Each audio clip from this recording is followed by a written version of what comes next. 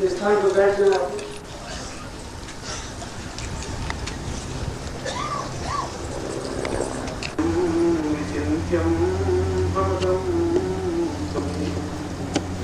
आत्मो स्वतां पूर्णमदैव ज्ञानं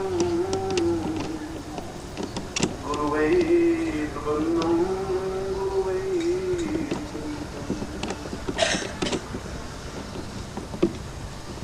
आज का यह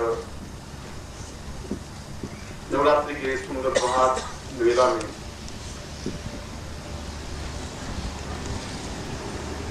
शंकराचार्य की इस वाणी के साथ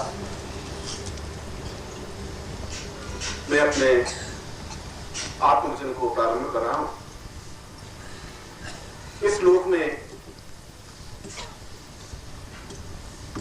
कुछ ऐसे महत्वपूर्ण प्रश्न उठाए हैं शंकराचार्य ने, जो उसके जीवन के दर्द है और जीवन की समस्याएं हैं, जीवन की बाधाएं हैं, उनके जीवन की एक अड़चन है। अड़चन और सन्यासी जीवन में तो रह ही नहीं सकती, संभव नहीं है। सन्यासी का तात्पर्य न्यास, छोड़ देना, त्याग कर देना, अपने पास में कुछ भी नहीं रखना। इसलिए जहां वे अहम ब्रह्मास्मि शब्द बोल रहे हैं तो हम ब्रह्म हैं। मैं जो आपको दीक्षा देने जा रहा हूं, ब्रह्मांड दीक्षा है, ब्रह्म दीक्षा, उसको केवल इसलिए नहीं कि मैं केवल आपको ब्रह्म दीक्षा दे रहा हूं, मैं आपको समझा भी रहा हूं कि आप तो ब्रह्म हैं ही। लपट तो आप में है, आग है आप में, चिंगारी है, जगाने की जरूरत है, फूंक देने की जरूरत है, उसको एकदम ज्वाला बनाने की जरूरत है। अगर वो ज्वाला बन गई तो अपने आप में आप एक आनंद के सागर में लहलाएंगे। एक मेघ तो ऊपर आपके ऊपर लहला रहा है, एक बूंदे बरसने की जरूरत है, भीगने की जरूरत है। वसंत तो बिल्कुल आया है, मगर आप बिल्कुल दरवाजा बंद करके बैठ जाएं तो वसंत की हवा का आप आनंद नहीं ले सकते, वसंत की ससराहट को भी नहीं देख सकते, उस मोर जो बोला है उस मयूर की आवाज को भी एहसास नहीं कर सकते, उस कोयल की आवाज को भी अनसुनी कर देंगे, दरवाजे बंद करके बैठ जाएंगे। अपने शरीर के दरवाजे बंद कर दिए तो फिर आपके जीवन के पास कुछ रहेगा नहीं, कोई पूंजी नहीं आपके पास। महावीर उच्च कोटि के नहीं, अद्वितीय सन्यासी थे जिन्होंने लंगोट तक भी नहीं रखी। जहां बिल्कुल अपरिग्रह हो, किसी प्रकार का मन में तृष्णा नहीं हो, किसी प्रकार का भाव नहीं हो, किसी प्रकार का चिंतन नहीं हो, वह अपने आप में सन्यासी। मगर उस सन्यासी ने अपने जीवन के 33वें वर्ष में समाप्त हो गए, मृत्यु को प्राप्त हो गए, मर गए। भगवान बुद्ध 43 साल की अवस्था में समाप्त हो गए। ईसा मसीह केवल 24वें-25वें वर्ष में समाप्त हो गए। इस श्लोक में शंकराचार्य ने एक बहुत नवीन बात, नवीन तथ्य कहा है, जो प्रत्येक शिष्य के लिए, प्रत्येक गुरु के लिए एक अनुकरणीय है, आदर्श है। उसने पूछा है कि चिंत्यम विचिंत्यम परमे प्रमेयम, जीवन का अगर एक शिष्य है और जीवन का आनंद शिष्य बनने में है, गुरु बनने में नहीं है, क्योंकि शिष्य के लिए दोनों रास्ते खुले हैं। वो अपने आप में उस गुरु की ओर अग्रसर होता हुआ पूर्णता को भी प्राप्त कर सकता है, जीवन का एक अद्वितीय अखंड आनंद जिसको कहता है वह भी प्राप्त कर सकता है। और शिष्य का दूसरा रास्ता भी खुला है, जहां अध पतन होकर के अध कचरा ज्ञान जिंदगी को तबाह भी कर सकता है, बर्बाद भी कर सकता है। जहां उसका ज्ञान में छिछलापन है, जहां उसके ज्ञान में गहराई नहीं है, जहां उसके ज्ञान में डेप्थ नहीं है, वह अपने आप में समाप्त भी हो सकता है। वह वापस संपत्ति की ओर अग्रसर हो सकता है, वह वापस भौतिकता की ओर अग्रसर हो सकता है, वह पत्नी पुत्र बंधु बांधव की ओर अग्रसर हो सकता है, क्योंकि शिष्य बिल्कुल बीच में खड़ा है। और संपत्ति शब्द बना है विपत्ति से, क्योंकि संपत्ति केवल विपत्ति में ही काम आती है और कोई काम आती नहीं। जीवन के आनंद उपयोग के लिए उस संपत्ति का कोई उपयोग नहीं है। आनंद प्राप्ति के लिए संपत्ति से आनंद नहीं खरीदा जा सकता। और यदि संपत्ति है तो निश्चित रूप से विपत्ति है, क्योंकि बिना विपत्ति के संपत्ति आ नहीं सकती, और संपत्ति आने के बाद ऐसा हो ही नहीं सकता कि व्यक्ति आराम से जीवन व्यतीत कर सके, ऐसा संभव नहीं हो सकता। इसलिए कबीर ने यह कहा है कि मुझे चाहिए कुछ नहीं, इतना ही चाहिए कि ना मैं भूखा रहूं और ना मैं किसी को भूखा रहने दूं, बस इससे ज्यादा आवश्यकता नहीं है। इसीलिए उस शंकराचार्य ने कहा है कि जीवन का अधपतन और जीवन की न्यूनता और जीवन की क्षुद्रता शिष्यता के प्रारंभ से है, और शिष्य आगे बढ़ता हुआ गुरु की ओर अग्रसर हो सकता है। यह उसके जीवन का सौभाग्य हो, यह उसके जीवन का दुर्भाग्य हो, दोनों ही। जीवन का दुर्भाग्य है कि अगर वह उस ज्ञान गंगा में पूर्णता से अवगाहन नहीं करे, पूर्णता से प्राप्त नहीं करे, यदि उसे पूर्ण ज्ञान को प्राप्त नहीं करे, और यहाँ पूर्ण ज्ञान का तात्पर्य कोई वेद शास्त्र उपनिषद पुराण पढ़ना नहीं है। यदि आपको ऋग्वेद का ज्ञान नहीं है तो कोई जरूरत नहीं है कि आप कोई ज्ञानी नहीं बन सके। ज्ञानी बनने के लिए ऋग्वेद के मंत्रों की जरूरत नहीं है। कबीर ने एक बार भी ऋग्वेद का मंत्र नहीं पढ़ा, सूर ने नहीं पढ़ा, मीरा ने नहीं पढ़ा, रैदास ने नहीं पढ़ा, नानक ने नहीं पढ़ा। इन लोगों ने उन उपनिषदों के ज्ञान की रचना नहीं की। इन लोगों ने स्मृतियों को भी नहीं पढ़ा, इन लोगों ने सुश्रियंतों को नहीं पढ़ा, उन्होंने उपनिषदों को भी नहीं पढ़ा। मगर उनके पास एक बात थी कि कबीरा खड़ा बाजार में लिए लकुटिया हाथ, जो घर बारे आप ना चले हमारे साथ। जो अपना घर जलाने की क्षमता रखता हो, जो इस बात की चिंता नहीं करता हो कि क्या होगा, जो इस बात की परवाह नहीं करता कि आगे क्या होने वाला है, इस बात की जो परवाह नहीं कर सके, जो अपने आप में फना हो जाने की क्रिया करता हो, उसके लिए पूजा पाठ उपासना ध्यान धारणा नीति और ये सब वस्तु आवश्यक नहीं है, ये जरूरी नहीं है। उसके लिए हनुमान और राम और रामायण कुछ आवश्यकता नहीं है। आवश्यकता इस बात की है कि वह अपने आप में एक जीव में स्थित हो सके, अपने आप में पूर्ण सक्षम हो सके। जहां भूमानंद कह रहे हैं कि अहम ब्रह्मास्मि तुम शब्द बोलो, वह अहम के दोनों तात्पर्य हैं। अहम का तात्पर्य है इतना अधिक घमंड, और अहम शब्द बना है हमारी पूरी वर्णमाला अ से लगा करके ह तक है, अ आ ई से लगा करके स स स ह। इतना सब कुछ जो कचरा है इसमें, बहुत कचरा है इस वर्णमाला में। छिछला ज्ञान है, झूठ है, छल है। गाली देंगे तो इन अ से लगा के ह तक के बीच में गाली देंगे, निंदा करेंगे तो अ से ह तक के बीच में, और जो कुछ करेंगे अ से ह तक के बीच में सारे खेल हो जाते हैं। इसलिए अ से शुरू होकर ह तक का जो कुछ है वो अहम हमें जीवन में नहीं चाहिए। यह अहम जीवन का बहुत बड़ा एक व्याघात है। बहुत बड़ा व्याघात यह है कि जो ही व्यक्ति में यह भावना आती है कि मैं ज्ञानी हूं, वह ज्ञान से समाप्त हो जाता है। जहां व्यक्ति यह समझता है कि मैं संपत्तिवान हूं, वह संपत्ति का आनंद नहीं ले सकता। जीवन में आनंद के लिए अहम का त्याग करना अत्यधिक आवश्यक है, और व्यक्ति त्याग नहीं कर सकता, क्योंकि जो भोग की अवस्था पे खड़ा है वह योग की माया नहीं जान सकता। इसलिए शंकराचार्य ने एक बहुत सुंदर पंक्ति, एक बहुत अनूठा वचन, एक बहुत अमृतमय वचन कहा है इस श्लोक में। और मैं सोचता हूं कि पूरे अगर शंकराचार्य के ग्रंथों को अध्ययन करें, उनके पूरे जीवन को अध्ययन करें, तो यह शब्द उसके जीवन का एक सारभूत शब्द है, जो उसने जिंदगी की मृत्यु के केवल 4 घंटे पहले इस श्लोक की रचना की। उसने कहा कि यह धरती, जिस धरती पर हम खड़े हैं, यह धरती जब 1000 वर्ष तक तपस्या करती है तो एक महापुरुष पैदा होता है। बार बार महापुरुष पैदा नहीं होते, बार बार ज्ञानी भी पैदा नहीं होते, बार बार चैतन्य पैदा नहीं होते, बार बार शंकराचार्य पैदा नहीं होते। मैंने उस दिन भी बताया कि तुम्हें वशिष्ठ के बाद 2500 वर्षों के बाद में राम की उत्पत्ति हुई, राम की रचना हुई। और आप कहें कि राम की रचना, राम की उत्पत्ति 2500 वर्षों बाद, वशिष्ठ के बाद। मैं वशिष्ठ जब शब्द कह रहा हूं तो वशिष्ठ राम की 8वीं पीढ़ी पहले, रघु, जहां से रघुवंश शुरू हुआ, उनके भी गुरु ही थे, वशिष्ठ ही गुरु थे। और 8 पीढ़ियां समाप्त हो गई, रघु समाप्त हो गए, उसके बाद दूसरा, तीसरा, और राम के बाद में लव कुश के भी गुरु वशिष्ठ ही रहे, परीक्षित के भी गुरु वही रहे। इसलिए यह जीवन की सारी व्यवस्थाएं, और राम के बाद कृष्ण, और कृष्ण के बाद बुद्ध, और बुद्ध के बाद महावीर और शंकराचार्य, कुल हमारे पूरे शास्त्रों का निचोड़ हम पृथ्वी पर निचोड़ देखें तो कुल 15-20 आदमियों से ज्यादा आदमी पैदा ही नहीं हुए अभी तक। पूरे इंग्लैंड और अमेरिका और फ्रांस और चीन और इटली में मुश्किल से एक जाकर के ईसा मसीह पैदा हुआ, एक कन्फ्यूशियस पैदा हुआ, एक लाओत्से से पैदा हुआ, एक सुकरात पैदा हुआ। केवल 4 व्यक्ति पैदा हो सके। पूरा चीन में एक लाओत्से के अलावा कोई पैदा ही नहीं हो सका। पूरा यूनान में एक मेगस्थनीज के अलावा कोई पैदा ही नहीं हो सका। बार बार महापुरुष पैदा नहीं होते, बार बार धरती इतनी तपस्या कर भी नहीं सकती। इसलिए शंकराचार्य ने कहा कि यह जीवन की सबसे बड़ी विशेषता है कि यदि ऐसा कोई व्यक्तित्व हो, और यदि उसने इसलिए शब्द लगाया कि जीवन का एक सौभाग्य मिले, जीवन का एक अहोभाग हो, एक जीवन का अहोभाव बने, हमारे जीवन में कोई चिंतन बने, एक विचार बने, वह आदमी को समझा सकता है कि इस अहम का परित्याग करने पर वह एक चेतना दे सकता है। वह तुम्हें गाली भी दे सकता है, वह तुम अगर पिछड़ते हो वापिस वह अगर शिष्य बिल्कुल नीचे की ओर अग्रसर होता है तो वापिस पकड़ करके ऊपर लाने की क्षमता रखता है। शिक्षक नहीं रख सकता, धर्म गुरु भी नहीं रख सकता। इसलिए गुरु, सदगुरु और धर्म गुरु में बहुत बड़ा अंतर है। इसलिए तीन शब्द अलग अलग बने, बाकी एक शब्द से भी चल सकता था। धर्म गुरु तो केवल तुम्हें सत्यानाश करने के लिए बने, जो तुम्हें बर्बाद कर देंगे, और बर्बाद कर दिया है। पूरा संसार यदि संत्रस्त है, दुखी है, तो धर्म गुरुओं की वजह से है।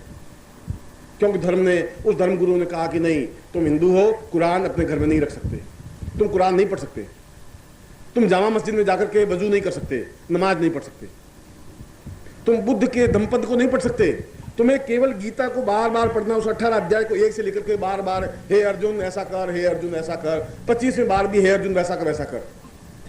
धर्मगुरु ये कहते हैं। और धर्मगुरु ये कहते हैं कि तुम केवल इस गंगा जल में स्नान करते रहो और फिर डुबकी लगाओ, फिर बाहर निकलो, ये करो। इसके अलावा उनके पास कुछ नहीं है। उनके पास केवल पाखंड है, वो तुम्हें पाखंड दे सकते हैं। उनके पास केवल छल है, उनके पास केवल शब्द जाल है, वो तुम्हें शब्द जाल दे सकते हैं, तुम्हें मुक्त नहीं कर सकते। तुम्हें बार बार ग्रस्त की ओर अग्रसर करेंगे, बार बार उसमें तुम्हें फंसाएंगे, बार बार भोग की ओर प्रवृत्त करेंगे। चाहे आप गीता पढ़ लीजिए, चाहे रामायण पढ़ लीजिए, चाहे महाभारत पढ़ लीजिए, उन सारों में एक ही तथ्य बार बार स्पष्ट उल्लेख है कि यह युद्ध हुआ नारी की वजह से हुआ। रामायण बनती नहीं बेचारी। अगर सीता नहीं होती और सीता का हरण नहीं होता और ये स्त्री नहीं बनती तो रामायण की रचना होती नहीं। न रावण आता, न सीता को उल्टेगा था, न रावण को मारते, न राम जी को दुख होता, न इतनी 4000 दिन प्रश्नों का ये बनता। सारा 4000 पृष्ठ इसलिए तुलसीदास जी को रंगने पड़े कि सीता बेचारी पैदा हो गई गलती से। और अगर द्रौपदी नहीं होती तो महाभारत तो होता ही नहीं। 18 दिन तक क्यों लड़ते, क्यों युद्ध करते? इसलिए उन्होंने कहा कि नहीं, सीता का मुंह देखना जरूरी नहीं, द्रौपदी का नाम लेना ठीक नहीं, बस तुम भगवान का भजन करो, राम राम करने के अलावा कुछ नहीं। ये धर्मगुरु। इसलिए मैंने कहा कि जहां तक तुम्हें धर्मगुरु मिले वहां बचने की जरूरत है। धर्म तो जो धारण करने की शक्ति है, जो तुम धारण कर सकते हो, धार्यति सधर्म, जो तुम धारण कर सको। अगर मानवता का धर्म धारण कर सको तो मानवता तुम्हारा धर्म है। अगर चैतन्यता प्राप्त कर सको, अगर अपने हृदय को विकसित कर सको तो वह तुम्हारा धर्म है। धर्म को हिंदू ये संप्रदाय है, ये धर्म नहीं है। जिनको तुम धर्म शब्द से उपस्थित कर रहे हो वह धर्म नहीं है। इसलिए ऋग्वेद में कहीं हिंदू शब्द नहीं आया है, यजुर्वेद में नहीं आया है, उपनिषदों में कहीं नहीं आया है, न मुस्लिम संप्रदाय आया है, न हिंदू संप्रदाय आया है, न बौद्ध धर्म संप्रदाय, न चैतन्य संप्रदाय, कुछ नहीं आया है। उन ग्रंथों में नहीं है। ये हमने बाद में अपने आप के कटघरों में बंद कर दिया है। और जहां हमने बंद कर दिया वहां हमारा ज्ञान समाप्त हो गया, वहां आगे पढ़ने की श्रुति खत्म हो गई। मैं कुरान नहीं पढ़ूंगा तो कैसे मुझे मालूम पड़ेगा कि इस्लाम क्या चीज है? और नहीं समझ में आएगा तो मैं कैसे तुलना कर सकूंगा कि इस हिंदुत्व में इस्लाम में क्या अंतर है? अगर मैं धम्मपद नहीं पढ़ूंगा तो बुद्ध को मैं कैसे समझूंगा? और बुद्ध को नहीं समझूंगा तो एक बहुत बड़े ज्ञानी से मैं वंचित हो जाऊंगा। फिर पृथ्वी ने जो 1000 साल तपस्या करके बुद्ध को पैदा किया, वह पृथ्वी 1000 साल तपस्या बेकार गई उस पृथ्वी की। मुझे बुद्ध को भी समझना पड़ेगा, मुझे सुकरात को भी समझना पड़ेगा, मुझे ईसा मसीह को भी समझना पड़ेगा, मुझे अपने आप को भी समझना पड़ेगा। अहम ब्रह्मास्मि, अहम तो तब बनेगा। इसलिए अहम का दूसरा शब्द है कि मैं अपने आप को समझूं। उस अहंकार को छोड़ करके जब मैं अपने आप को समझूंगा, और संसार में सबसे कठिन क्रिया अपने आप को समझने की है। हम दूसरों को आसानी से समझ लेते हैं, क्यों? उनके प्रति हमारी धारणा बन जाती है। और मैं कह सकता हूं ये मेरा पड़ोसी बहुत बदमाश है, साला चोर है, उचक्का है, मुझे कहने में कोई संकोच है ही नहीं, क्योंकि इसके लिए मुझे सर्टिफिकेट देने की जरूरत नहीं, कोई प्रमाण देने की जरूरत नहीं। मैंने कह दिया, कह दिया। और ये लड़की बहुत दुष्चरित्र है, रोज मैं इसको गली में आते जाते देखता हूं, ये अच्छे घर की लड़की नहीं है। दूसरों के बारे में कमेंट करना जीवन का एक बहुत बड़ा आनंद और जीवन का बहुत बड़ा सुख की बात है। अपने आप को नहीं समझ सकते, और इसीलिए उस शंकराचार्य अहम, उस अहम को छोड़ करके जब मैं अपने आप को समझने की कोशिश करूंगा, और अपने आप को समझने की क्रिया के लिए पूर्ण ब्रह्मास्मि, अहम ब्रह्मास्मि, यहां अहम ब्रह्मास्मि कहते हुए शंकराचार्य यही नहीं कह रहे कि मैं बहुत घमंडी हूं। जब कृष्ण कह रहे हैं कि सर्वधर्मान् परित्यज्य मामेकम शरणं व्रज, तो वहां कृष्ण को घमंडी नहीं है। अर्जुन को ये नहीं कह रहे तू सब छोड़ दे, मेरे पास आ जा। वो कह रहा है तेरे पास जो अहम है, जो कुछ छल है, झूठ है, कपट है, अगर मैंने तुझे यहां नहीं रोका तो तुम कौरवों की तरह वापस बन जाएगा। अगर मैंने तुम्हें यहां नहीं रोका तो तुम्हारा सारा ज्ञान, सारा चिंतन समाप्त हो जाएगा। जहां बुद्ध कह रहे हैं कि कुछ नहीं है जिंदगी में, अगर है तो मैं हूं, तो मुझे समझोगे तो तुम अपने आप जीवन को समझ लोगे। यहां बुद्ध का कोई घमंड नहीं बोल रहा है। बुद्ध इसलिए समझा रहा है शिष्य को कि उन शिष्यों में ज्ञान नहीं है, चेतना नहीं है, उनमें आग नहीं है, उनमें चिंगारी नहीं है, समझने की क्रिया नहीं है, उसमें अहम है। उस अहम को तोड़ने के लिए ऐसी क्रिया कर दी जा रही है। इसलिए वो बार बार कह रहा है कि तुम उस ब्रह्म को नहीं समझ पाओगे, क्योंकि उस ब्रह्म में और ब्रह्म में बहुत बड़ा अंतर है ही नहीं। जहां ब्रह्म में पड़े वहां ब्रह्म समाप्त हो जाएगा। जहां अपने आप को हम समझेंगे नहीं वहां ब्रह्म को भी नहीं समझ सकेंगे। इसलिए जहां बुद्ध ये बात अपने धम्मपद में प्रारंभ में, जहां प्रारंभ की लाइन कह रही है, उनका आनंद, उनका प्रिय शिष्य का आनंद, अगर तुम्हें कुछ सीखना है, कुछ ज्ञान प्राप्त करना है, मेरे सारे जीवन का निचोड़ तुम्हें देखना है कि मैं जीवन में क्या था और क्या बना और कहां, तो तुम फिर मुझे, केवल मुझे समझो और कुछ समझने की जरूरत नहीं। इसलिए उनमें एक करुणा है, इसलिए उनमें एक ममता है, एक स्नेह है, एक अटैचमेंट है, एक प्यार है। और इसीलिए धर्मगुरुओं ने इन सारे तथ्यों को समाप्त कर दिया और हमारा जीवन एक जड़ बन गया। क्यों जड़ बन गया? हमें क्यों नहीं चेतना पैदा हुई? हम ऋषियों की संतान, वशिष्ठ और विश्वामित्र की संतान, और हम जड़ बन गए, बिल्कुल एक पंगु बन गए। इसलिए बन गए कि हमारे ऊपर एक प्रहार किया गया, उन धर्मगुरुओं ने प्रहार किया हमारे जीवन की। आज मुझे एक पत्र लिखा, उसने लिखा कि क्या हम स्त्रियां ओम शब्द का उच्चारण कर सकती हैं, और क्या हम स्त्रियां महावीर की उपासना कर सकती हैं, और क्या हम हनुमान चालीसा का पाठ कर सकती हैं। किसी महिला ने लिखा, और वो बेचारी को गलत नहीं लिख रही थी, क्योंकि धर्मगुरुओं ने कहा कि तुम हनुमान जी के पास नहीं जा सकती, हनुमान जी के सामने नहीं बैठ सकती। हनुमान जी इतने कायर बुज़दिल हैं कि तुम जाती हनुमान जी भाग जाएंगे, क्या हो जाएगा हनुमान जी को, तकलीफ क्या हो जाएगी? जब मैं नहीं भाग सकता तुम्हें देख करके, तो हनुमान जी तो मुझसे ज्यादा ताकतवान होंगे, ज्यादा क्षमतावान होंगे। उन्होंने तो पूरा द्रोणाचार्य पर्वत को उठा दिया था, फिर क्यों घबरा रहे हैं हनुमान जी तुम्हारे पास जाने से? पर धर्मगुरु के नहीं, अगर तुम चली गई, अगर स्त्री शिक्षित हो गई, तो उनका स्वयं का अहम समाप्त हो जाएगा। उन धर्मगुरुओं का जो अहम है, जो ईगो है, जो उनका, और ये सारे ज्ञान के ग्रंथ, जो धर्म ग्रंथ, मैं वेद पुराण की बात नहीं कर रहा हूं, ये जितने धर्म ग्रंथ लिखे गए सब पुरुषों ने लिखे, स्त्रियों ने बेचारे लिखे, पुरुषों ने लिखे। तो पुरुषों ने अपना एकाधिपत्य स्थापित करने के लिए पूरे भारतवर्ष की 1 अरब जनसंख्या का 50% तो बिल्कुल त्याज्य कर दिया कि नहीं, औरतें नहीं पढ़ सकती, वेद नहीं पढ़ सकती। हरिद्वार में कई ऐसे आश्रम है, वहां स्पष्ट है कि गायत्री मंत्र का उच्चारण स्त्रियां नहीं कर सकती। हमारा जीवन कितना, धर्म ने कितना हमें जकड़ दिया, और ये सारा उन धर्मगुरुओं के, उन व्यक्तियों का अहम बोल रहा था। अगर तुम स्त्री को हनुमान चालीसा पाठ नहीं करने दे रहे हो, तो तुम्हारा अहम है कि स्त्री को अगर थोड़ा भी सुनता दे दी, तो हमसे वे ज्यादा सेंसिटिव है, हमसे ज्यादा ज्ञानवान है। स्त्री ज्यादा ज्ञानवान होती है, स्त्री बात को तुरंत भांप लेती है, तुरंत पहचान लेती है। पुरुष तो नहीं समझ पाता, क्योंकि पुरुष की पुरुषता है, कठोरता है, और कठोर व्यक्ति, उसके अंदर एक रसधार प्रवाहित नहीं हो सकती। पुरुष एक चट्टान की तरह है, तो स्त्री एक जलधार की तरह है, और कितनी भी कठोर चट्टान होगी, बराबर जलधार पड़ेगी तो चट्टान को काट लेगी। चट्टान को काट सकती है, इतनी उसमें रसधार है, जल की धार में ताकत है, मगर जलधार को ऊपर से बंद कर दिया कि नहीं, तुम्हें केवल चूल्हा चौका संभालना है, इसके अलावा कुछ नहीं करना है। तुम्हें राम का नाम नहीं लेना है, तुम हनुमान जी का पाठ नहीं कर सकती, तुम राम जी का नाम नहीं ले सकती, तुम्हें पूजा पाठ करना नहीं है, तुम्हें उपासना नहीं करनी है, तुम्हें हनुमान चालीसा का पाठ नहीं करना है, तुम देवी इंद्रनी चामुंडा विचे नहीं जप सकती। और ये तुमने नहीं कहा, ये तुमसे 4000 साल पहले भी ऋषियों ने ऐसी बात कह दी, क्योंकि ऋषि पुरुष थे। ये उनके जीवन की विडंबना थी, ये जीवन की कमियां थी, ये जीवन की व्यवस्थाएं थी उनको। इसलिए हमारा धर्म शब्द बिल्कुल एक अलग चीज है, ज्ञान चेतना हमारी चीज अलग है। जहां शंकराचार्य कह रहे हैं कि ये हमारे जीवन की विडंबना है, और संन्यास जीवन की एक विडंबना थी, शंकराचार्य की लिमिटेशंस थी। शंकराचार्य ने जीवन का एक अद्वितीय पक्ष हमारे सामने रखा, पर जीवन का एक अंधकार पक्ष भी उनके सामने रहा कि उन्होंने अपने जीवन में स्त्रियों को शिष्य बनाया ही नहीं। इसलिए नहीं बनाया कि अगर स्त्रियों को शिष्य बना दिया गया तो अपने आप में मेरा संन्यास धर्म खंडित हो जाएगा। अपने आप को बचाने के लिए उन्होंने एक बहुत बड़े अभाव की, एक बहुत बड़ा चेतना समाप्त कर दी, एक ज्ञान का पुंज समाप्त कर दिया, एक बहुत बड़ा प्रवाह बंद कर दिया, और उसका परिणाम 2500 वर्षों तक भुगत रहे हैं। शंकराचार्य की न्यूनता थी। क्यों न्यूनता थी? शायद उनके जीवन में एक भावना, एक चिंतन आ गया कि सन्यासी स्त्रियों के हाथ का खाना नहीं खाते। उन्होंने नहीं खाया, स्त्रियों के हाथ का खाना नहीं खाया, हाथ से बना करके रोटी खाते थे। एक स्त्री रोटी बना के खिला दे, एक सन्यासी हाथ की रोटी खा ले, तो उसमें, उस रोटी में क्या अंतर आ जाएगा? मैं शंकराचार्य को भी यही प्रश्न पूछ रहा हूं, क्या फर्क पड़ जाएगा?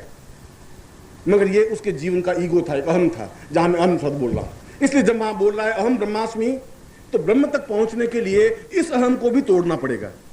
अगर ये अहम नहीं तोड़ा तो फिर हम एक बार फिर अगले 2500 वर्षों तक, अगले 2000 वर्षों तक, फिर 1000 वर्ष तक पृथ्वी तपस्या करके एक और व्यक्ति पैदा नहीं कर पाएगी, फिर इस भ्रम को नहीं तोड़ पाएगी। ये भ्रम ज्यों का त्यों 1000 वर्ष तक चला रहेगा। इस भ्रम को तोड़ना जरूरी है, उनको इक्वलिटी देनी जरूरी है, क्योंकि एक बात तो बिल्कुल और 100% निश्चित है कि जीवन में अगर ब्रह्म की साधना करनी है, जीवन में अगर जगदम्बा के दर्शन करने हैं, जीवन में अगर उस मन पक्ष पर और आत्म पक्ष पर पहुंचना है, तो पुरुष को स्त्रियों के गुण प्राप्त करने ही पड़ेंगे।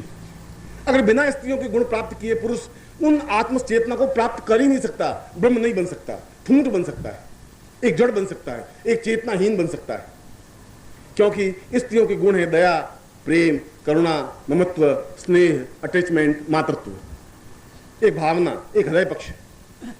पुरुष बुद्धि से सोचता है हर क्षण एक ही बात, स्त्री भावना से सोचती है, अपने हृदय पक्ष से सोचती है, क्योंकि वह उस पीड़ा को जानती है, उस दर्द को एहसास कर सकती है कि एक पुरुष उत्पन्न करने में उसको कितना दर्द, कितनी तकलीफ, कितनी वेदना। मैं सोचता हूं संसार का सबसे घोर कष्ट उसको भोगना पड़ता है 9 महीने। पुरुष उस दर्द को महसूस नहीं कर सकता, पुरुष दर्द महसूस नहीं कर सकता, इसलिए अत्याचारी बन सकता है, इसलिए गालियां दे सकता है, इसलिए बुरा भला कर सकता है, इसलिए जीवन में कठोर बन सकता है। और कठोर बनना जीवन की न्यूनता है, अहम है। उस अहम को तोड़ने के लिए उस कष्ट को एहसास करना पड़ेगा। उस अहम को तोड़ने के लिए उस ममत्व को, उस प्रेम को, उस दया को अपने अंदर स्थापन करना पड़ेगा। और ये गुण तो पुरुष के नहीं है। और अगर पुरुष में ये गुण नहीं आए तो बुद्ध नहीं बना जा सकता। बुद्ध की आंखों में एक करुणा देखेंगे, एक दया देखेंगे, एक विशाल करुणा का सागर आंखों में तैर रहा है, और ये करुणा सागर पुरुष में नहीं बन सकता। पुरुष तो चंगेज खा बन सकता है, औरंगजेब बन सकता है, कंस बन सकता है, रावण बन सकता है, विधर्मी बन सकता है, अत्याचारी बन सकता है, क्योंकि इस पौरुषता से ही पुरुष बनता है। अगर कोई लुंज पुंज तुम्हारा पति हो, बहुत ढीला ढाला हो, अच्छा तुम चलो, अच्छा चलता, अच्छा बैठ जाओ, अच्छा बैठ जाओ, तो तुम मन में सोचोगे साला क्या साला आदमी है, साला गया बीता था, अब तुम करो नहीं, माँ बाप ने पल्ले पकड़ दिया, पटक दिया, मगर तुम उसके प्रति एक पति भाव रख ही नहीं सकती, है ही नहीं। क्योंकि पति एकदम से होना चाहिए एक चट्टान की तरह मजबूत, क्षमतावान, एक होना चाहिए कि उसके ऊपर प्रत्येक स्त्री, तुम में से जितनी बैठी जो भी संसार है, प्रत्येक स्त्री चाहती है कि पति मेरे ऊपर प्रहार करे, जबरदस्ती करे, मैं बाहर जाना चाहूँ वो रोके। स्त्री चाहती है वह मुझे रोके, मुझे कहे नहीं तुम्हें नहीं जाना है, इससे बड़ी खुशी होती है कि कोई है मेरा जो मुझे रोकता है। अगर नहीं रोके तो सोचते कि इस पति का क्या है, जाती हूँ, अच्छा मर्जी चली जा, अच्छा मैं शाम को आऊँगी, अच्छा शाम को। क्या किशन लाल जी कितने मजबूत है, वो उनकी पत्नी 1 इंच नहीं हिलती, अगर किशन लाल जी नहीं कहते हिल नहीं सकती, और तुम कैसे आदमी ढीले डाले, उसके अटैचमेंट नहीं बन सकता। इसलिए पौरुषता से तो पति बनता है, पुरुष बनता है, मगर पौरुषता साधना के क्षेत्र में कोई सफलता नहीं दे सकता। साधना के क्षेत्र में तो अपने आप में एक हृदय पक्ष खुला होना चाहिए। हृदय पुरुष के पास होता ही नहीं। पुरुष के पास केवल बुद्धि होती है, उसके पास केवल कठोरता होती है, उसके पास केवल प्रहार करने की क्षमता होती है, और वो प्रहार करके बहुत खुश होता है। वो अगर पत्नी को गाली देता है तो मन में बहुत संतुष्ट भाव करता है कि मैं कुछ हूँ, वो गाली दे सकता है, साली कर ले जो कुछ करना है, तो रान बदमाश है और है। तो अगर मेरी बदमाशी का बात कोई सलीका है, कोई तरीका है, तुमको तो खिड़की से क्या झांक रही थी रात को 1 बजे, क्या झांक, और मैं चांद तारे देख रही थी, चांद तारे, तो जब चांद तारे दिखाई देने लगे, और आज 15 साल हो गए शादी को, अब चांद तारे तुझे देखने, अब खिड़की खोल के बेचारे ने देख लिए तो तुम्हें गुस्सा, नहीं देखे दरवाजे बंद कर दे तो फिर मर नहीं रही, तू अंदर गुटकी हुई बैठी, तू भी मर रही साली, मुझे भी मार रही है, तो भी प्रहार। जहां अहम ब्रह्मास्म शब्द कह रहा है वहां शंकराचार्य बिल्कुल सही बोल रहा है। वो कह रहा है मेरे जीवन की न्यूनता रही, शंकराचार्य कह रहा है, इसलिए न्यूनता रही कि मैं समझ नहीं पाया।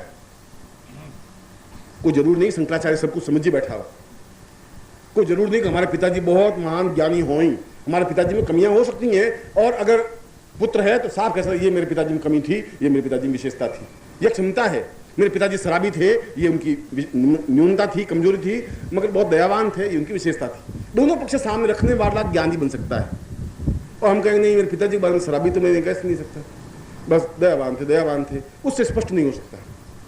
शंकराचार्य ने कहा, इसलिए अगर आप महावीर को देखेंगे तो स्त्रीण दिखाई देंगे, तुम सोचोगे कि क्या साला आदमी है, बहुत ढीला ढाला आदमी है।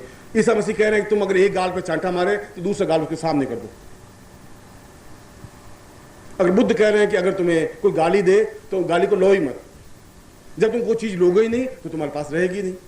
एक गांव में गए और गांव वालों ने बुद्ध को गालियां दी, 15 मिनट गालियां दी, उनके कोई विकार नहीं हुआ। उसने कहा अच्छा आप गालियां दे चुके पूरी, तो मैं अगले गांव जाऊं। उसने कमाल है, आप वापिस जवाब नहीं देते, हमने आपको इतनी गालियां दी कुछ बोलते नहीं। उन्होंने कहा मैंने ली नहीं, आपने दी, आपके पास। जब कोई चीज आप देंगे और मैं लूंगा ही नहीं तो मेरे पास कहां से आएगी? ये तो आपने दी और आपके पास रही। आप कोई कपड़ा दे, कोई धान दे, कोई वस्त्र दे, कोई शास्त्र दे और मैं नहीं लूंगा तो किसके पास रहेगी? तो हमारे पास रहेगी। तो आपने गाली दी, मैंने तो ली नहीं, आप अपनी जाने। और हम सोच रहे साला ये क्या बुद्ध साला कैसा है, ये तो साला सब औरतों को बिगाड़ कर रख देगा, सत्यानाश कर देगा। अरे ताकत होनी चाहिए, गाली के जवाब गाली से, वो एक गाली का 4 गालियां दे, मर्द के बच्चे हैं साला। बुद्ध ऐसा नहीं कर सकता, बुद्ध ऐसा नहीं कर सकता, इसलिए तुम बुद्ध नहीं बन सकते, इसलिए तुम महावीर नहीं बन सकते, इसलिए तुम ईसा मसीह नहीं बन सकते, तुम सुकरात नहीं बन सकते, तुम साधक नहीं बन सकते, तुम योगी भी नहीं बन सकते। इसलिए नहीं बन सकते तुम्हारे पास वो हृदय जो चाहिए स्त्री का वो नहीं है। इसलिए कि हमारे शास्त्रों ने कहा कि नहीं, तुम ताकतवान हो, तुम मर्द हो, तुम अत्याचार करोगे। और हमारे श्रीमालियों में अब तो युग बहुत बदल गया है। जब मैं छोटा था तो मैं 9 साल की उम्र में मेरी शादी कर दी, रजिस्टर्ड, कि चलो। और उस जमाने में आज से 50 साल पहले, और मेरे समाज में प्रत्येक समाज की बात है, वहां कहता है कि बस जो औरत को रोज सुबह उठे 2 जूते लगाए और 2 शाम को लगा दे, वो मर्द।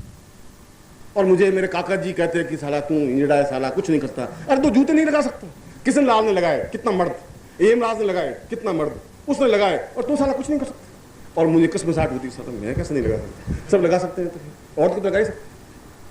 हमारी परंपरा ऐसी बन गई, एक विडंबना ऐसी बन गई, हमारे जीवन की न्यूनता ये बन गई, ये हमारी क्षुद्रता है, ये हमारी कमी है। कमजोर आदमी गाली देता है, कमजोर आदमी क्रोध करता है। जो कमजोर होगा वो किसी को फटकारेगा, निंदा करेगा, अपमान करेगा, निंदा कुछ करेगा।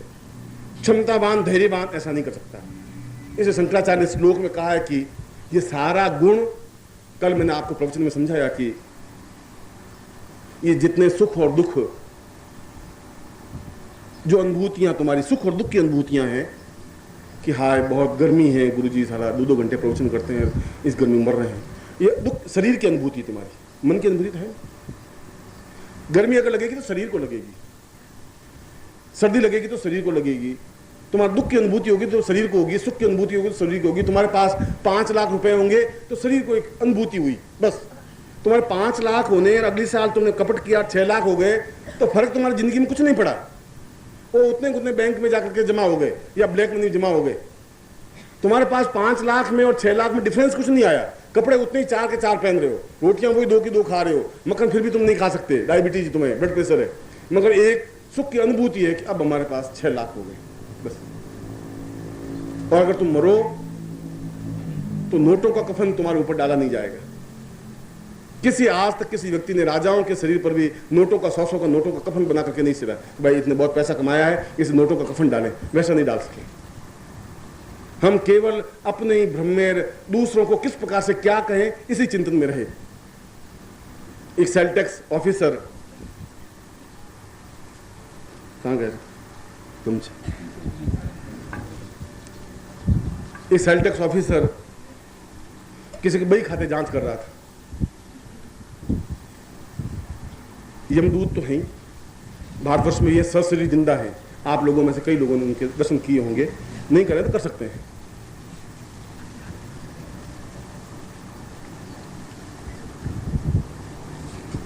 सेल टैक्स ऑफिसर आया और उसने उनके बही खाते जांच किए। बही खाते जांच करते करते करते लास्ट पन्ने पर पहुंचा तो उसने लिखा कि 3000 के बिस्किट लाकर के कुत्ते को खिलाए। उसने कहा बहुत बदमाश, 3000 के बिस्कुट कुत्ते को खिलाए? तुम मुझे फ्रॉड कर सकते हो, तुम मुझे छल करते हो साले। बिस्कुट को खिलाए जाते हैं, कुत्ते को खिलाए जाते हैं, और तुम्हारे कुत्ते ने 3000 के बिस्कुट खाए, क्या है? उनका साहब अब इस कुत्ते के आपका नाम लिखता तो आपकी बदनामी होती, मेरी भी बदनामी होती। अब भाई खाता मैं क्या लिखता, मैं आपको 3000 रुपये तो दिए, अब मैं क्या करता और क्या करता हूं, लिखना पड़ा। अब आपको तो मैं ये कुत्ता सब काट लेता हूँ, आपका नाम लिख देता हूँ, जैसा आप खुश हो वैसा करने को तैयार। आदमी व्यवस्था है, मजबूरी है, क्या कर सकता है। इसलिए वो कह रहे अहम ब्रह्मास्मि उस ब्रह्म को प्राप्त करने के लिए तुम्हें इस देह से ऊपर उठना पड़ेगा। मैं तुम्हें कल भी अपने प्रवचन में समझाया कि जहां देह तत्व से ऊपर उठ जाता है आदमी, देह तत्व से आगे की ओर अग्रसर हो जाता है, वहां मन तत्व समझ में आ जाता है। देह और मन में डिफरेंस इतना ही है। और मन के माध्यम से जहां मन है वहां स्त्रैण है, जहां मन है वहां दया है, वहां प्रेम है, वहां करुणा है, वहां स्नेह है, वहां अटैचमेंट है, वहां अस्तित्व है। अस्तित्व है वहां हृदय पक्ष है। तुम में वे गुण हो, पुरुष में अगर वे गुण आते हैं तो महापुरुष बन जाता है, बुद्ध बन जाता है, महावीर बन जाता है, ईसा मसीह बन जाता है, सुकरात बन जाता है, शंकराचार्य बन जाता है। मगर यदि स्त्री में पुरुष के गुण आ जाएं तो चंडिका बन जाती है। पूर्ण दर्शन करने हो जगदम्बा के, यहां करो या घर में करो एक जैसी। बोल साले आप अब तुम सोचो जगदम्बा में उसमें क्या फर्क पड़ा। पुरुष के गुण स्त्री में नहीं आने चाहिए और आते हैं। अधिकतर पुरुषों के गुण स्त्रियों में ही है। मेरा अनुभव तो ऐसा ही रहा है। जिनके घर में शादी हुई उसमें पुरुष के गुण आने शुरू हुए, 2-3 साल बाद तो उसमें पूर्ण पुरुष के गुण आ जाते हैं। इसलिए शंकराचार्य जो कह रहा है कि मन की चिंतन पर विचार करने से साधना पक्ष प्रबल होता है। मन के चिंतन पर, देह तत्व पर नहीं। ये जितनी भोग है, जितनी विषय वासनाएं हैं, जितनी कमियां हैं, जितनी हमारी न्यूनताएं हैं, ये जो कुछ है बस अब देह तत्व पर ही है। देह तत्व से जिस दिन परे हट जाएंगे हम, कल भी मैंने बुद्ध का एक उदाहरण देकर तुम्हें समझाया कि जिस क्षण आदमी ये सोच लेता है कि मृत्यु तो मेरी है ही, 14 दिन बाद मेरी मृत्यु है, जिस क्षण ये सोच लेता है फिर वो कुछ गलतियां नहीं करता। जिस दिन उसको मालूम पड़ा कि 14 दिन बाद मेरी मृत्यु है तो जितने उसके शत्रु थे वहां जाके प्रणाम करके आया, भैया हम जा रहे हैं, 14 दिन बाद मर जाएंगे, मैं आपको प्रणाम करता हूँ, वो गलती हुई तो आप माफ कर देना। पड़ोसियों को माफी मांगी, एक्स को माफी मांगी, वाई को माफी मांगी, खाना पीना छोड़ दिया, घी खाना छोड़ दिया, सब कुछ नहीं है, ये संसार असार है, इस संसार में कुछ नहीं है। आदमी ऐसा रहे वह देह तत्व से परे हटेगा। ऐसा रहे कि हम जीवन में हूं और काम करना है, कर्तव्य करना है, इस कर्तव्य को आगे बढ़ाना है, ऐसा भावना रखे और मनस्थिति पर पहुंचे। और मनस्थिति पर पहुंचे और मन की उन वृत्तियों में, ये सब वृत्तियां जो दया है, ममता है, करुणा है, स्नेह है, प्रेम है, ये सब मन की वृत्तियां हैं। देह की वृत्तियां तो है ही नहीं। देह की वृत्तियां तो सुख की अनुभूति और दुख की अनुभूति है। अब मन की वृत्तियों में आप पौरुषता ला सकते हैं, अत्याचारपन ला सकते हैं, झूठ ला सकते हैं, छल ला सकते हैं। ये सब मन की वृत्तियों को आप हावी हो सकते हैं अपने ऊपर। और जब आपके मन की भावनाएं उस रूप में बन सके जहां आप लोगों में स्त्रीत्व आ सके, जहां आप लोगों में ये सद्गुण जो संचारी भाव, 33 संचारी भाव कहें, ये दया, करुणा, प्रेम, स्नेह, कुल मिलाकर के 33 है, घृणा भी, अपमान भी, इनके आने से ही वो मन तत्व पर विजय जब प्राप्त की जाती है तब उसको ब्रह्म का चिंतन स्पष्ट होता है। ब्रह्म क्या है? ब्रह्म तो मैं क्या बन रहा हूं वह ब्रह्म। अहम ब्रह्मास्मि का मतलब ये है, मैं क्या बन रहा हूं? मैं बन रहा हूं कि मेरी आंखों में करुणा व्याप्त है। मैं ऐसा बन रहा हूं कि लोग गालियां दे रहे हैं, मेरे ऊपर कोई फर्क नहीं पड़ता। भाई तुमने गाली दी, तुम्हारी बहुत, फिर भी तुम्हारी अहोभाग है कि तुमने मुझे गाली दी, कुछ दिया, मैं तुम्हारा एक आभारी हूं कि गाली तो दी तुमने। जब ये भावना आती है, इस भावना की क्रिया को ब्रह्म कहा गया है। ऐसा चिंतन जहां आदमी का चिंतन बन सके, जहां आदमी दूसरों की मदद करने की अपने आप क्रिया बन जाएगी, जहां वो धर्म से फिर हट जाएगा, इन संप्रदायों से हट जाएगा। उसके लिए फिर कोई मुसलमान आएगा तब उसके अंदर कोई अंतर नहीं आएगा, ईसाई आएगा तो कोई अंतर नहीं आएगा, बौद्ध आएगा तो कोई अंतर नहीं आएगा, क्योंकि अपने आप उन वृत्तियों से ज्ञान की चेतना जागृत होगी। धर्म की चेतना जागृत होने की जरूरत नहीं है। धर्म ने तो हमने जकड़ा है। धर्म तो जैन ग्रंथों में साफ लिखा है कि कृष्ण भगवान, ये कृष्ण तो है ही नहीं, बहुत पाखंडी अत्याचारी लाइन साफ साफ लिखी हुई है। कृष्ण को जितनी गालियां जैन ग्रंथों में दी उतनी तो कहीं दी नहीं। और ये साथ में नरक में पड़ा है, जब निकल नहीं सकता, जिंदगी पर निकलेगा नहीं। जैन ग्रंथों में दूसरे लाइन में लिखा है कि भूल करके भी इस महावीर स्वामी के धर्म को मानने वाले को इस मंदिर के पास में से निकलना नहीं चाहिए। और आपको मालूम होना चाहिए कि महावीर स्वामी ने जैन धर्म नहीं चलाया। महावीर स्वामी जैन नहीं थे। महावीर स्वामी के बाद के लोगों ने जैन धर्म को प्रारंभ किया। वो खुद जैन थे ही नहीं, उन्होंने तो चिंतन दिया, एक विचार दिया। जो उन्होंने विचार दिया उस विचार को हम समझे नहीं। उन्होंने कहा कि हम जीवन में अपरिग्रह रहें, संयमित रहें, भूखे रहें, और हमने जबरदस्ती उस व्यक्ति को भूखा मार करके मारने की क्रिया कर दी। हमने शेर सुंदरदास जी को कहा कि नहीं, तुम 7 दिन तक संतारा लोगे, जबरदस्ती भूखे मरोगे। हमने जबरदस्ती मार करके महावीर स्वामी बनाना शुरू कर दिया। ये हमारे धर्म की, ये जहां धर्म बना महावीर स्वामी के बाद में जो धर्म बना वो धर्म अपने आप में विकृतियां लेके पैदा हुआ। उनमें कुछ अच्छे गुण थे, महावीर स्वामी ने जो चिंतन कहे वे अच्छे गुण थे। उनको इतना करुणा और दयावान होते हुए भी उसको महावीर कहा गया। वीर वह होता है जिसमें ताकत प्रेम की, दया की, करुणा की ताकत होती है, वह वीर बन सकता है। ऐसा चिंतन लेकर के जो चल सकता है वो ब्रह्म बन सकता है। तब ब्रह्म अस्मि ही अहम, मैं उस अहम को छोड़ करके और उस पूर्ण उन वृत्तियों को जो 33 वृत्तियां उनको अपने हृदय में स्थापित करता हुआ मैं स्वयं जो कुछ जैसा बनूंगा और तुम बनोगे बुद्ध की तरह। तुम रावण तो बन ही नहीं सकते। जब तुम्हें अंदर प्रेम का जागरण होगा तब तुम रावण नहीं बन सकते। रावण बनने के लिए बिल्कुल एक दूसरा गर्भ चाहिए। प्रत्येक माँ रावण जैसा गर्भ नहीं धारण कर सकती, प्रत्येक माँ रावण को पैदा नहीं कर सकती, प्रत्येक माँ कंस को भी पैदा नहीं कर सकती। एक लुलपुंज को पैदा कर सकती है, एक छोटे मोटे क्षुद्र जीव को तो पैदा कर सकती है। रावण को पैदा करने के लिए बहुत फोर्स चाहिए, ताकत चाहिए माँ को। बुद्ध को पैदा करने के लिए भी माँ को बहुत ताकत चाहिए। ऐसा गर्भ अपने आप में बहुत क्षमतावान होना चाहिए, जिसकी खुद की कोई तपस्या हो, आधार हो, बेस हो। और तपस्या शब्द बना है केवल गुरु के चिंतनों को अपने आप में उतारने की क्रिया से। तपहम सपूर्वा सा तपस्या है।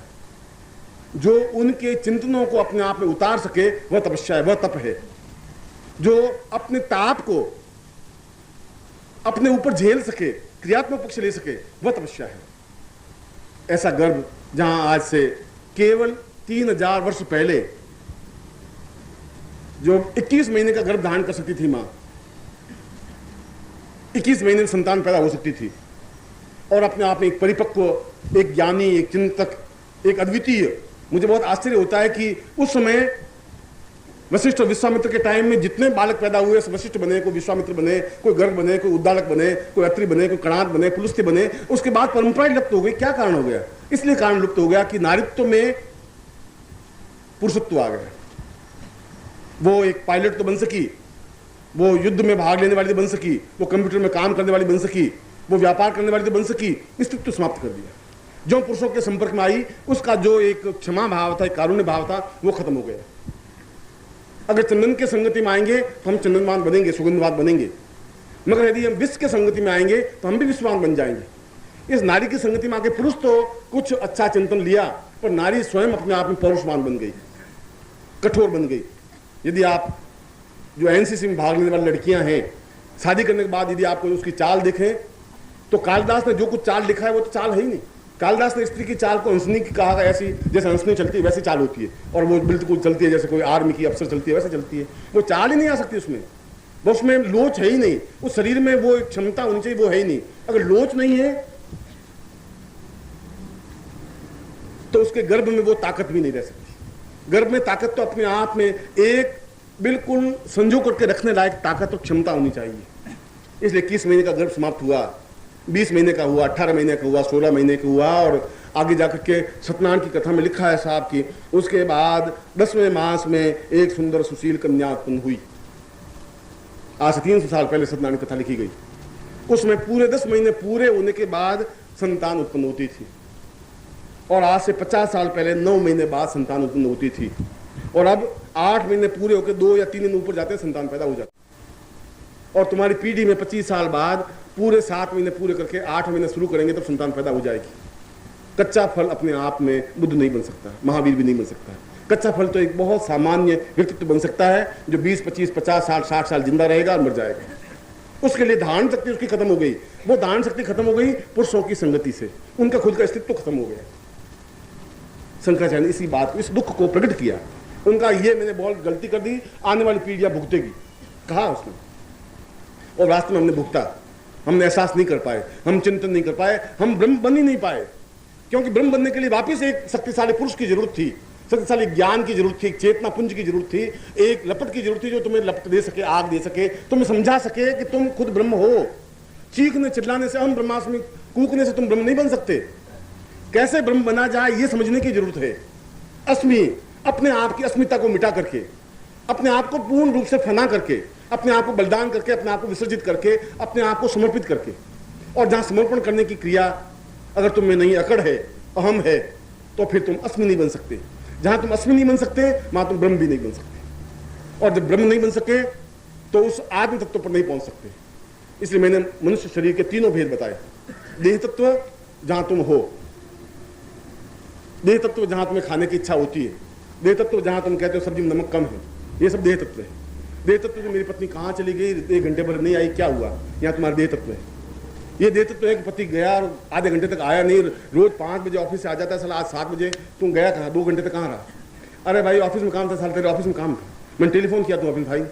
ये सब देह तत्व है, क्योंकि विश्वास खत्म हो गया, एक दूसरे के बीच में एग्रीमेंट था वो खत्म हो गया, एक दूसरे के प्रति जो समर्पण भाव था वो खत्म हो गया, एक शक पैदा हो गई, एक संदेह पैदा हो गया। और जहां शक और संदेह है वहां पुरुष नहीं रह सकता, वो स्त्री नहीं रह सकती, वहां मन की भावना आ ही नहीं सकती, वहां अच्छा संबंध नहीं बन सकता, वहां प्रवचन नहीं बन सकता, वो अपने आप में ज्ञान का पुंज नहीं बन सकता, कविता नहीं बन सकती, वो कविता नहीं लिख सकता, वो ज्ञान चेतना भी नहीं फैला सकता।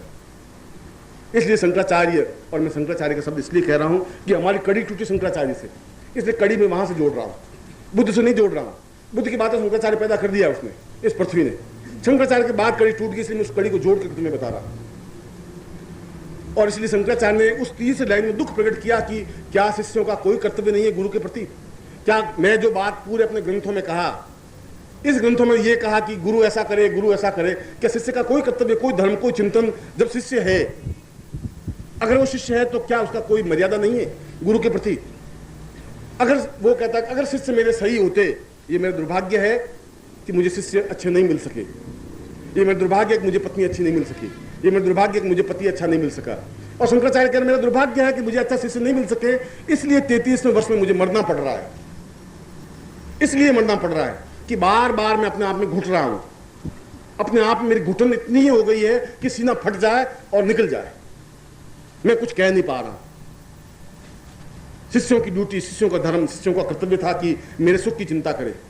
अगर एक शंकराचार्य और 20 साल जिंदा रहता तो शायद और 4-6 ग्रंथ लिख पाता, अद्वितीय ग्रंथ लिख पाता, एक ऐसे ग्रंथ लिख पाता जहां हजारों हजारों साल तक पीढ़ियां उनको याद करती। एक शंकर भाष्य लिख करके शंकराचार्य खत्म हो गए। और शिष्यों की इससे बड़ी कृतज्ञता कुछ नहीं हो सकती, इससे बड़ा झूठ, इससे बड़ा छल अपने गुरु के प्रति कुछ नहीं हो सकता कि उसने उनको जीवित नहीं रहने दिया, ईसा मसीह को जीवित नहीं रहने दिया। इसलिए जीवित नहीं रहने दिया कि वह जीवित रह के कड़वी बात कह रहा था। वो कह रहा था तुम गलती कर रहे हो, वो कह रहा था कि ये सब कुछ ठीक नहीं है, तुम युद्ध नहीं करो, तुम लड़ाई नहीं करो, तुम मारपीट नहीं करो, तुम राजाओं को मत मारो, सिपाहियों को मत मारो। वो बात बहुत कड़वी थी। गुरु तो कहेगा, पर शिष्य का भी शंकराचार्य कहने कर्तव्य है कि गुरु को जिंदा रखे। अगर वो जिंदा रहा, अगर उसकी घुटन को एहसास की, क्योंकि गुरु तो देह तत्व पर आकर के तुमसे बात कर पाएगा, अगर वो आत्म तत्व पर रहे फिर तुम्हारी जरूरत है ही नहीं। फिर तो आंख बंद की तुम बैठे हो, मैं भी आंख बंद की बैठा हूँ, 4-6 घंटे 8 घंटे बैठा हूँ, तुम अपनी जगह मैं अपनी जगह, फिर उससे तो कोई फायदा भी नहीं होगा। मैं तुम्हें कैसे समझा पाऊंगा? तुम्हें समझाने के लिए मुझे देह तत्व पे आना ही पड़ेगा। रविशंकर बहुत बड़े एक संगीतज्ञ है, नाम तुमने सुना होगा, अमेरिका में, इंग्लैंड में, पूरे संसार में उनका नाम है, सितार वादन में। हिंदुस्तान में आए, सब संसार घूमते घूमते उन्होंने बहुत बड़े प्राइज प्राप्त किए, करोड़ों रुपए कमाए। जब हिंदुस्तान में आए तो उन्होंने सोचा कि जिस गांव में पैदा हुआ उस गांव के प्रति भी मेरे कुछ कर्तव्य हैं, कुछ ऋण हैं। छोटा सा गांव है, 300 घर का, तो क्या हुआ? मैं अगर न्यूयॉर्क में इतना प्रयोग देके आया हूँ, इतने सितार बजा के आया हूँ, इंग्लैंड में बजा के आया हूँ, फ्रांस पेरिस में बजा के आया हूँ, तो हिंदुस्तान में बजाऊंगा। हिंदुस्तान में उनको बड़ा सम्मान दिया गया, राष्ट्रपति ने उनको अवार्ड दिया, सब कुछ किया।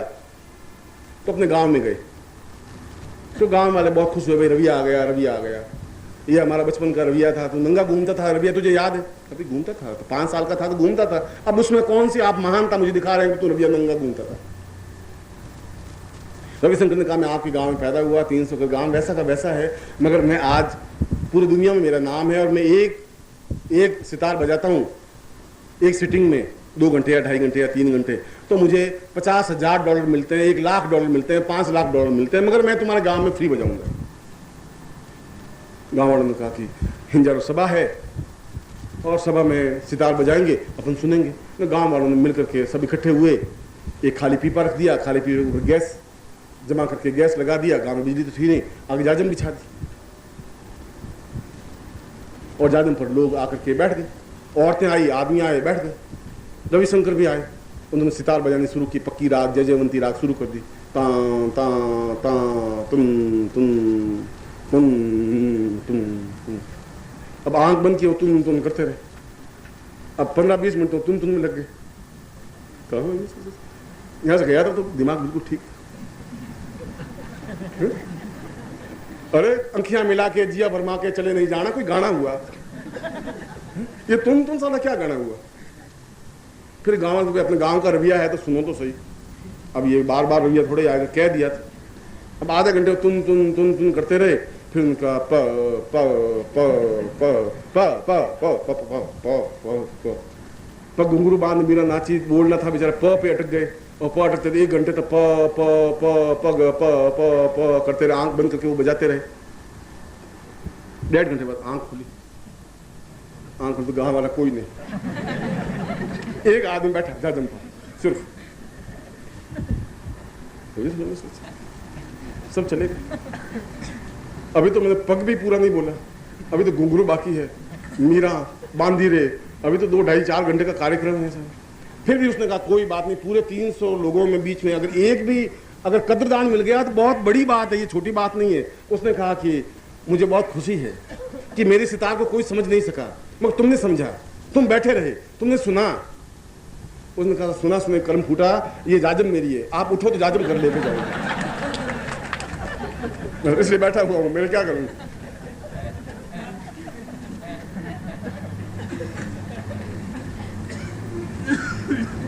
अब तुम उस चीज को, मैं चाहे चीखूं ब्रह्म ब्रह्म, तुम चीखूं और तुम उसको समझो ही नहीं। इसलिए मुझे उस ब्रह्म से और आत्मा से, मन और मन से ठेठ देह तत्व पे आके बात करनी पड़ती तुम्हें। अब तुम सोचो कि साला गुरुजी ये ब्रह्म छोड़े तो जाएं और खाना खाएं। अब हो गया गुरुजी, ब्रह्म तो जहां आएगा तो आएगा। अपने आप में पूर्ण उस गुरु को उस देह तत्व पे आना पड़ता है। वो आना उनकी मजबूरी है, उनकी व्यवस्था है। अगर शिष्यों को समझाएं, शंकराचार्य की मजबूरी थी, ये कमी थी, इसलिए शंकराचार्य ने कहा कि यदि अच्छे शिष्य मिलते तो शिष्यों का भी उतना ही कर्तव्य था कि जब मैं देह तत्व पे आऊंगा तो मुझे घुटन भी होगी, मैं देह तत्व में आऊंगा तो मैं तुमसे प्यार भी करूंगा, मैं तुमसे बातचीत भी करूंगा, मैं तुम्हारे जैसा बनूंगा, अपनी तरफ से उस ऊंचाई लेवल से बिल्कुल नीचे आऊंगा। तुम्हारी तरह मैं एक जाजम पर बैठूंगा, तुम्हारी तरह तकिए के पास में बैठूंगा, तुम्हारी तरह मैं चाय पीऊंगा, तुम्हारी तरह से बात करूंगा, तुम्हारी तरफ से हंसी मजाक करूंगा, तुम्हारी तरह मुझे रहना पड़ेगा, तब मेरी बात तुम्हारे गले उतर पाएगी। तुम्हारे जैसा बनूंगा, पानी में पानी मिल पाएगा, तेल में तेल मिल पाएगा, घी में घी मिल पाएगा। ऐसा बनना मेरी मजबूरी होगी, मगर ऐसा बनने के लिए मुझे बहुत घुटन, बहुत तकलीफ, बहुत टेंस, बहुत वेदना, क्योंकि उस आनंद को जो प्राप्त किया हुआ व्यक्ति जब यहाँ उतरता है तब उसको बहुत वेदना होती है, बहुत तकलीफ होती है, बहुत अपने आप में कष्ट उसको उठाना पड़ता है। वो अपने आप को, मन को मार करके कुछ बोलता है, कुछ कहता है। जहां मन को मारने की क्रिया होती है, जहां घुटन होती है, उस घुटन को भी शिष्य ही दूर करेंगे। गुरु के तो घुटन है, गुरु दूर कर नहीं सकता। गुरु की मजबूरी है शिष्यों के बीच में आए, और गुरु की मजबूरी है कि शिष्य को समझाए, और गुरु की मजबूरी है कि शिष्य को अपने समान बनाने के लिए प्रयत्न करे। मैं शंकराचार्य का शिष्यों का कोई कर्तव्य, कोई धर्म है ही नहीं, उनका कोई चिंतन नहीं है, उनका कोई गुरु के प्रति कोई रिस्पेक्ट नहीं है, उनके जीवन का कोई फर्ज है ही नहीं कि गुरु के प्रसन्न करने के लिए, गुरु को आनंद देने के लिए, गुरु को खुशी देने के लिए, गुरु को प्रसन्नता, हास्य और उल्लास और आनंद देने के लिए। अगर शिष्य के पास कुछ नहीं है तो फिर गुरु को 32वें साल में मरना पड़ेगा, फिर 33वें साल में उनको समाप्त होना पड़ेगा, फिर वो ग्रंथ नहीं लिख पाएगा, फिर वो काव्य की रचना नहीं कर पाएगी। फिर बुद्ध अपने आप में 42 साल की अवस्था में बिल्कुल नहीं कहेगा कि मैं बिल्कुल हताश और निराश शिष्यों से होके जा रहा हूं। बुद्ध मरे तो उनकी आंखों में कोई उल्लास का भाव नहीं था, वो आनंद। उनका शिष्य कह रहा है कि इतना दुखी मन से तो मैंने किसी को मरते हुए देखा ही नहीं जितना बुद्ध मर रहे थे। उनकी दुख आंखों में व्याप्त थी। जिन आंखों में करुणा थी, वे करुणा अपने आप में दुख में कन्वर्ट हो गई। बहुत दुखी, फीकी आंखें, विषाद युक्त आंखें, एक चिंतातुर आंखें लेकर के बुद्ध मरे, एक तड़पते हुए बुद्ध मरे, एक बेचैन बुद्ध मरे, जिंदा बुद्ध नहीं मर सके। महावीर स्वामी जब मरे तो उनकी आंखें बिल्कुल फटी की फटी रह गई। उनकी आंखों में एक विस्मय था, एक आश्चर्य था कि क्या यही शिष्य मेरे हैं, इनके लिए जब मैंने जिंदगी होमी, यही शिष्य मेरे लिए थे। इसलिए जहां ब्रह्म का चिंतन मैं जब तुम्हें कह रहा हूं, वहां देह तत्व से ऊपर मन की तत्व है, मन तत्व से ऊपर आत्म तत्व है। मन से भी जब परे हट जाते हैं, मन से भी जब ऊपर उठ जाते हैं, तब हमारे सुख और दुख और हानि और लाभ और विषाद और करुणा ये कुछ व्याप्त नहीं हो पाते। हमें जब अस्तित्व के भाव आ जाते हैं, हमारे अंदर एक सागर, करुणा का सागर लहलाने लग जाता है, तब हमारे आंखों में एक अत्यंत आंखों में व्याप्त हो जाता है। पूरे शरीर की जो क्रिया और प्रतिक्रिया होती है वो और शरीर में नहीं झलकेगी, आंखों में झलकेगी। आप कहें या नहीं कहें, आंखें तो बिल्कुल सत्य बात बोलेंगी ही। आप जो क्रोध में हैं, ऊपर से बहुत संयमित हैं, तभी आंख देखते कह देंगे कि आज गुरुजी क्रोध में हैं आज। और अगर दुख में है तो आप चाहे ऊपर से हंसेंगे, कोई बात नहीं, आंख है बहुत विषाद युक्त है, चिंतातुर है, तनाव है। आंख तो जो कुछ है वह कहेगी। जब बुद्ध मर रहे थे तो बुद्ध कुछ नहीं बोल रहे थे, आंख सब कुछ बोल रही थी। जब महावीर मरे तब आंख सब कुछ कह रही थी। जब ईसा मसीह को टांगा सूली पर, उस क्रॉस पर, तब उनकी आंख बोल रही थी कि क्या ये क्या हुआ। इस पैराडाइज ने जिसको मैंने शिष्य बनाया, इसी ने मुझे पकड़वा करके मरवा दिया। एक आश्चर्य विस्मय का भाव था, और उस पैराडाइज ने आंखें बंद कर दी कि ये मेरी तरफ ताक रही है, मेरी तरफ घूर रही है। इसलिए जहां वे अहम ब्रह्मास्मि शब्द बोल रहे हैं तो हम ब्रह्म हैं। मैं जो आपको दीक्षा देने जा रहा हूं, ब्रह्मांड दीक्षा या ब्रह्म दीक्षा, उसको केवल इसलिए नहीं कि मैं केवल आपको ब्रह्म दीक्षा दे रहा हूं, मैं आपको समझा भी रहा हूं कि आप तो ब्रह्म हैं ही। लपट तो आप में है, आग है आप में, चिंगारी है, जगाने की जरूरत है, फूंक देने की जरूरत है, उसको एकदम ज्वाला बनाने की जरूरत है। अगर वो ज्वाला बन गई तो अपने आप में आप एक आनंद के सागर में लहलाएंगे। एक मेघ तो ऊपर आपके ऊपर लहला रहा है, एक बूंदे बरसने की जरूरत है, भीगने की जरूरत है। वसंत तो बिल्कुल आया है, मगर आप बिल्कुल दरवाजा बंद करके बैठ जाएं तो वसंत की हवा का आप आनंद नहीं ले सकते, वसंत की ससराहट को भी नहीं देख सकते, उस मोर जो बोला है उस मयूर की आवाज को भी एहसास नहीं कर सकते, उस कोयल की आवाज को भी अनसुनी कर देंगे, दरवाजे बंद करके बैठ जाएंगे। अपने शरीर के दरवाजे बंद कर दिए तो फिर आपके जीवन के पास कुछ रहेगा नहीं, कोई पूंजी नहीं आपके पास, देह तत्व से कुछ जीवन प्राप्त नहीं हो सकता। इसलिए कल मैंने आपको ब्रह्मांड दीक्षा का एक पाठ दिया।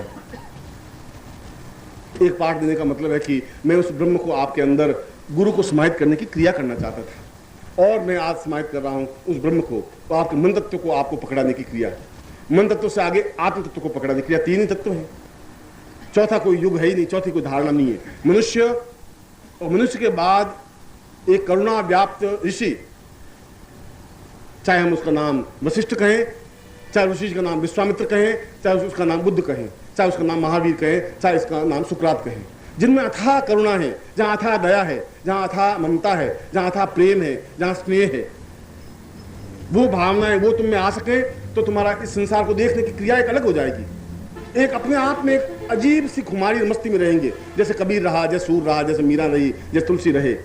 वो खुमारी तुम में व्याप्त आसानी से नहीं हो पाएगी, देह तत्व में तो नहीं हो सकती। उस तत्व में जाने पर, और उस तत्व से जब ऊपर उठेंगे, जो मैं क्रिया आपको कराने जा रहा हूं, क्योंकि जब आप नहीं कर सके तो मैं आपके लेवल पे आके आपको उस जगह लेके चलूं।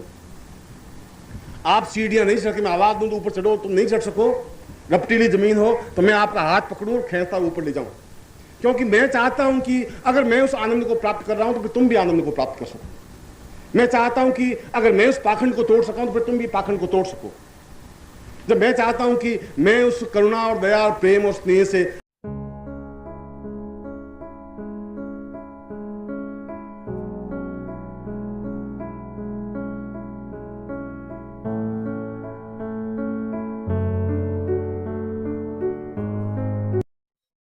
ओम परम तत्वाय नारायणाय गुरुभ्यो नमः। ओम ह्रीं मम प्राण देह रोम प्रतिरोम चैतन्य जाग्रय ह्रीं ओम नमः। ओम भूर्भुवः स्वः तत्सवितुर्वरेण्यं भर्गो देवस्य धीमहि धियो यो नः प्रचोदयात्।